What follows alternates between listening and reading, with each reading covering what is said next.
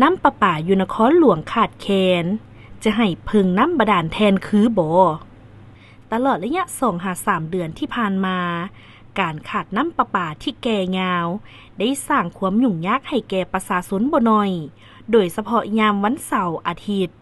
ที่ต้องได้ใช้น้ำหลายในการซักล้างแต่น้ำประปาก็เงียบหายบ่ก่ายมาให้ได้สมไส้มีผลกระทบต่อชีวิตการเป็นอยู่ของประชาชนดังที่พวกเราฮู้กันว่าน้ำแม่นปัจจัยพื้นฐานที่สุดในการดำรงชีวิตประจำวันของประชาชนบ่ว่าจะเป็นการดื่มและการใช้ซักล้างและอื่นๆเพราะฉะนั้นน้ำเป็นสิ่งที่ขาดบ่ได้ถ้าเทียบกับปัจจัยอื่นๆน้ำบ่แม่นเฉพาะปัจจัยพื้นฐานในการดำรงชีวิตประจำวันแต่หากว่าแม่นปัจจัยสำคัญที่สุดในการพัฒนาเศรษฐกิจสังคมน้ำประปาแม่นเครื่องวัดแทกอันหนึ่งของสังคมที่มีความเจริญรุ่งเรืองรับประกันว่าประชาชนสามารถเข้าแหล่งน้ำที่สะอาดปลอดภัยในการสมไส้ที่ส่งเสริมสุขภาพสุขอนามัยที่ดีของประชาชนสปป.ลาวเป็นประเทศที่ได้ชื่อว่ามีปริมาณน้ำจืดเฉลี่ยต่อหัวคนหลายที่สุดประเทศหนึ่งในโลกและในเนื้อที่23 ล้านเฮกตาร์ภายในประเทศนั้นแม่นรวมเอาเนื้อที่ของน้ำแม่น้ำและหนองต่างๆรวมกันแล้วกวมเอากว่า1 ล้านเฮกตาร์สำหรับนครหลวงพวกเฮามีน้ำของไหลผ่านทางทิศตะวันตกและสายน้ำงืมเลียบอยู่ทางทิศตะวันออกเห็นได้ว่าสายน้ำของและสาขานั้นไหลอยู่ตลอดปีเว้าได้ว่านครหลวงเวียงจันทน์มีทรัพยากรน้ำที่อุดมหังมีควรที่ประชาชนเฮาได้รับน้ำใช้อย่างเพียงพอกับความเรียกร้องต้องการตามสมควรทางด้านเศรษฐกิจการขาดแคลนน้ำประปาในนครหลวงเวียงจันทน์ตัวเมืองใหญ่ๆนั้นสังคมมองว่า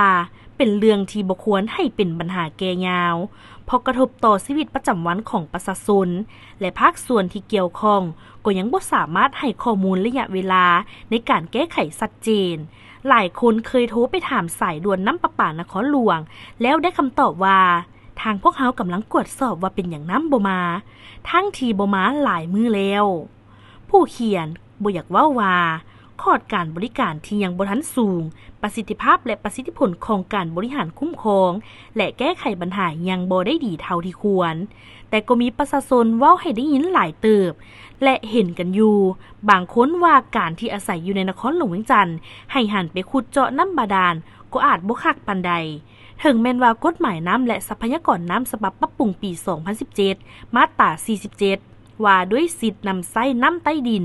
อนุญาตให้นำใช้น้ำใต้ดินในระดับ20 เมตรก้อนต่อวันโดยบ่ต้องขออนุญาตและบ่ได้เสียค่าพันธะก็ตามแต่ต้องได้แจ้งต่ออำนาจการปกครองบ้านและถ้าเป็นคนต่างแขวงอาศัยอยู่ห้องเช่าจะเฮ็ดแนวใด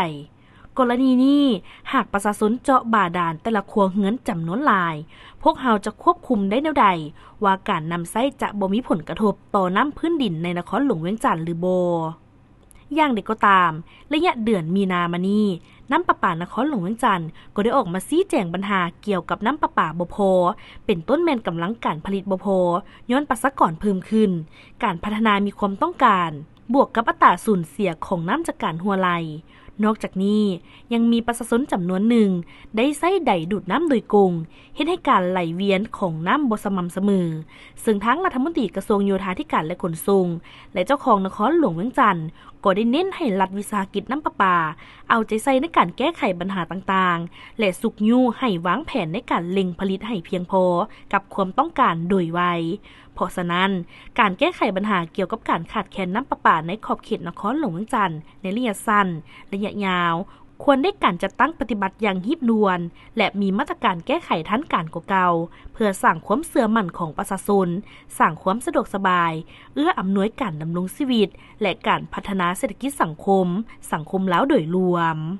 บทความโดยหมึกบ่แห้ง